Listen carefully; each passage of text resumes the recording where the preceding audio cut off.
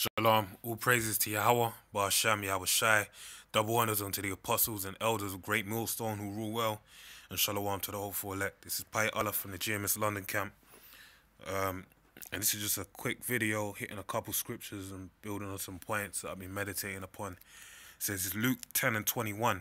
In that hour Yahweh Shai rejoiced in spirit and said, I thank thee, O Father. Straight away, coming at you Christians, you believers out there, you Bible bashers, because you don't open the Bible, you just bash against it, and you kick against the pricks spiritually as well. The Lord, He said, "Oh Father." Why would He be reverently thanking His Father if He is His Father Himself? He can't, and he ain't. He's reverencing. He's not one and the same as His Father. He is connected with the Father by being in the same spirit, the same mindset as His Father, okay? Which is Yahweh, the Most High that sitteth upon the thrones. Simple, Daniel 7 and 9. The Heavenly Father sits upon the throne. And where did Yahweh Shai sit or the one the world calls Jesus Christ ignorantly? Where did He sit when he accomplished all of his mission down here on earth, on the right hand side of the Heavenly Father? How then is He going to be the Heavenly Father, but He's sitting on the right side of the Heavenly Father as well? You know, simple as that. Lord of heaven and earth, that Thou hast hid these things from the wise and prudent, and has revealed them unto babes. That's right. The wisdom, knowledge, and understanding of the Bible is not going to be revealed through this education system, this full system that is at use in Esau's kingdom. Who is Esau? Esau is a so-called white man, all right, who rules this world presently. The Lord ruleth in the kingdom of men. He's the one that riseth up one and taketh down another. Now, when the so-called white man came into power, going back to the Renaissance period, when you know, so-called white people, which are known as Edomites, took over from so-called black nobility, which is Israelites, okay, the so-called Byzantine Empire, the Moors, and other European, so-called European royalty. Esau was set up in power through the Heavenly Father, okay? So when you go into these, into this prophecy, tells you that Satan would rule for a space of 1,000 years, and that's what we're presently in, man. We're in that period, man. Okay. So the point being is that the earth is given into the hand of the wicked, and the Lord ain't dealing with His kingdom. So you go in there to those universities and whatnot, you ain't gonna learn about the word from Esau, man. The Heavenly Father's gonna anoint His prophets of the nation of Israel to basically, you know, bring forth wisdom, knowledge, and understanding written inside the Bible. And guess what? They're the ones that, you know, are deemed as babes, man.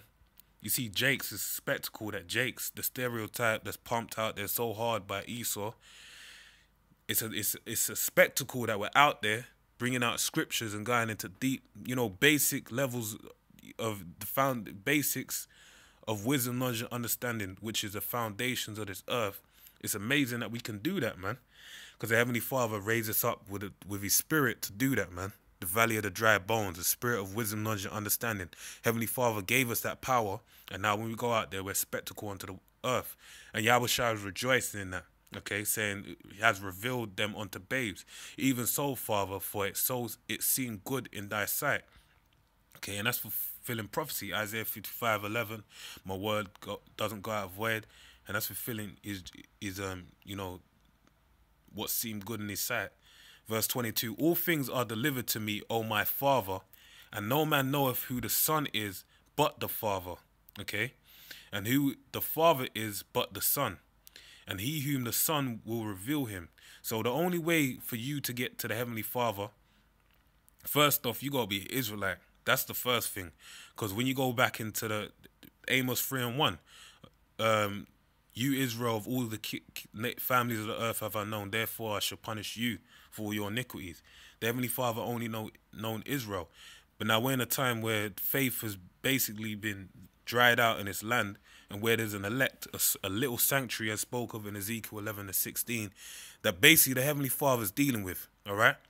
So we're put you know once you the only way you're gonna gain access to the Heavenly Father, going back to Hosea 1:9, the Heavenly Father basically said, "Nope, I'm not gonna deal with you no more." Jeremiah 17:4, we're gonna discontinue from our heritage.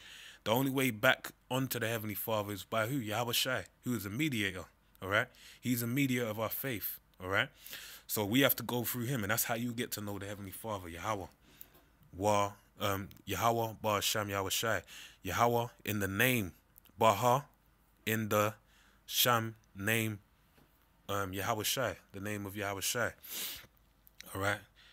Um, and he turned unto his disciples and said privately, "Blessed are the eyes which see the things that ye see." All right, because the Heavenly Father opened our eyes. Isaiah 6:9, Matthew 13. These things, well, Matthew 13 is a reiteration of Isaiah 6, where there's angels that have basically been, sent out to block the eyes of the people. Romans 11:7 tells you the same thing about the elect and how the rest, the tables made a snare unto them. Okay, these things are revealed unto his elect. Verse 24, for I tell you that many prophets and kings have desired to see those things which ye see. All right? Many prophets and kings. So the prophets of old desired to see these things. The right, the true prophets of the Heavenly Father. And I'm going to get into an example of that. And kings have desired to see those things which ye see and have not seen them, and to hear those things which ye hear and have not heard them. So where's an example? This is Daniel, chapter 12, verse 8. And I heard, but I understood not. Then said I, O my Lord, what shall be the end of these things? Okay. And he said, go thy way, Daniel. That's talking about the end of this society, man. All these different prophecies that are outlined about the destruction, okay, of America, and the elect being raised up into the kingdom, and the others waking up to shame and everlasting content. These are things that are written, and Daniel was told to, hold withhold the sayings of the book, to the time. I'll just read this. But thou, Daniel, shut up the words and seal the book, even to the time of the end. Many shall run to and fro, and knowledge shall be increased. And that's the time we're in right now. All right. So this is the information age, correct? All right. This is verse 8. And I heard, but I understood not. Then said I, O my Lord, what shall be the end of these things? All right. So what shall be the end of these things? When shall that end come? And he said, go thy way, Daniel, for the words are closed up and sealed to the time of the end. All right. And we're in the time of the end. How do we know? Genesis, when you go to Genesis 49:1, our forefather Israel, Jacob, who got his name changed to Israel, gathered all of his sons, which are the 12 tribes, including Dan, all right, and basically told them what would befall them, okay? And I'm not saying including Dan like Dan's here today. Dan ain't here today. You go to Revelation 7, Dan ain't mentioned, so forget about Dan. You'll find out what happened to Dan in the kingdom, all right?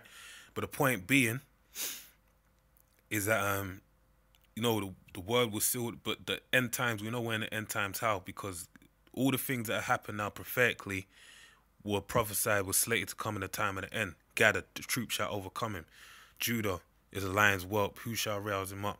From the prey thou hast departed, who shall rouse him up? All these different prophecies, okay, written inside of the Bible, even, they're the key ones, all right? Carry on reading. Many shall be purified and made white and tried, but the wicked shall do wickedly, and none shall. It said, many shall be purified and made white and tried. That's the period we're going through now. We're going through the furnace of affliction, the triumph of our faith, in order to purge us of all our iniquities and purify us unto that coming day, so we can be made white. All right? But the wicked shall do wickedly, and none of the wicked shall understand. That's why when we go out there and prophesy, these people can't get what we're saying, because the Spirit ain't supping with them. But the wise shall understand, and that's what the Lord has made us wise through His Spirit. This ain't of our own accord, man. We can't glory in the Lord. We're doing all kind of madness in the world before we come into this faith. All right? The Heavenly Father is the one that basically took us, dusted us off, and cleaned us up. Like in the book of Ezekiel 16, how we took us out of Egypt, and the woman decked her nicely, and all that kind of stuff. The Lord did that for us now, man. All right. So, and from the time that the daily sacrifice shall be taken away, and the abomination that maketh desolate set up, there shall be 1,290 days. Blessed is he that waiteth and cometh to the abomination of desolation. Talking about 70 A.D. Well, first and foremost with Antiochus Epiphanes, and then it happened again in 70 A.D. with the Flavian dynasty. Okay. Blessed is he that waiteth and cometh to the 1,330 days. But go thy way till the end be, for thou shalt rest. Rest how? Pass away and come back to do what? And stand in thy lot at the end of days. So Daniel desired to see these things back then, going back to what we said in Luke chapter 10. He desired to see these things. And now guess what? We're blessed now because we're blessed. Why? Because we're in this time, man. We're in a time of monumental change where the kingdom is going to be implemented on the earth. All right. Now you got people getting weary through, of their faith. But the problem with that is like handing in their garments and whatnot. Man, like the apostle Dar said, if a man gets weak and falls out, it's because they ain't seeing what's happening. They're basically feeding him more into the world. They ain't shouting for us, man. You gotta pray that the Lord don't take that spirit off of you, man. Because there really ain't nothing out here for us, man. If you really believe there's something out here for you, then you're at one with this earth, man. All right? You're of the devil, basically.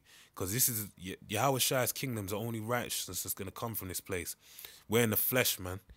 And once you got this knowledge in your mind, you got to have some big demons on you, man. Them 7 times stronger demons for you to really bug out, man. So this is why we're out here, man. This is why we're doing these videos, man, to keep the morale up, man. Man, you got to keep pushing. Every day is a battle, man. And you got to keep going. Habakkuk 2 and 3, for the vision is yet for an appointed time, but at the end it shall speak. And we're in that appointed time right now, man. If you can't see that, we're 2-3 prophecies away from the end, man. RFID chip, which is being implemented slowly but surely. It seems slowly, but it's coming, man. If you monitor the news and you're basically standing on your watch, standing under the gate, not being removed from your post, you see that RFID technology is being implemented more and more. All right, through different means. One of the main means being a cashless society. They're slowly funneling out the use of cash in this world, man. And they got certain cities that are basically or countries which are using the foundations of that agenda that they're trying to play out. The elites, the Illuminati, which is known as Lucifer. For the vision is yet for an appointed time, but at the end it shall speak, and it's speaking right now, and not lie. Though it tarry, wait for it. And that's what you got to do, man. You got to wait. Patience, man, basically means to suffer. When the Lord was here, what was he doing? He was suffering. That's why he was knocking back them wine flasks, man, them bottles. Why? Because he's just waiting upon his day. Okay? He knew what was going to happen. And we got to endure the same way, man. The servant is not greater than his master. And it tells you it's a light affliction, man, because we got bread, water, all of that good stuff, man. Lord ain't going to let you go without, man. And if you do, it's a test. You don't have faith to endure, man, and then you're not worthy of the Lord, all right? You got to endure to the end. No matter what the Lord brings upon you, that's character building, all right? The Lord is building you up in the faith, man. So when you come to that day, when we come to the time of Jacob's trouble, so you could be sure to stand, withhold it, man. Then when you be an example, a monument on earth unto the Heavenly Father, man. That's why we're called the Zion, or Zion, all right? Monument. We're meant to be a representation of the Heavenly Father. Exodus 15 and 3, it tells you the man is, the Lord is a man of war. The Lord is his name. We're meant to be stern, firm, solid, can't be immovable, man. The righteous, it tells you that we'll stand upon our feet, man, and that the people will be scared. When you stand, that's an authoritative stance, man. So the Heavenly Father is basically purging us, purifying us, making our garments white. Why? So in the time of Jacob's trouble, we're immovable, man. So we can show the kind of metal that was shown by the mother and her 7 sons in Maccabees. And also, is it Eleazar in the same book of Maccabees as well, where he didn't want to eat the meat. Immovable, man. The Lord might put you through something like that, and then guess what? Change you before your eyes, man. Your aura gets set. You just turn into a extraterrestrial being, man. Lord give you a portion of the spirit, man. Be moving like Eli in the book of Eli, Denzel Washington, or you might be moving like Elijah in them, man. All this, we got a low level of spiritual power. You don't think the Lord can increase that? But much is given, much is required. In order for you to be able to responsibly manage that power, you need to endure certain things, man. All right? Experience. That's why you got to suffer. All right? Behold it. Yeah, that's the point, man. So with that, man, pray you're edified. Shalom.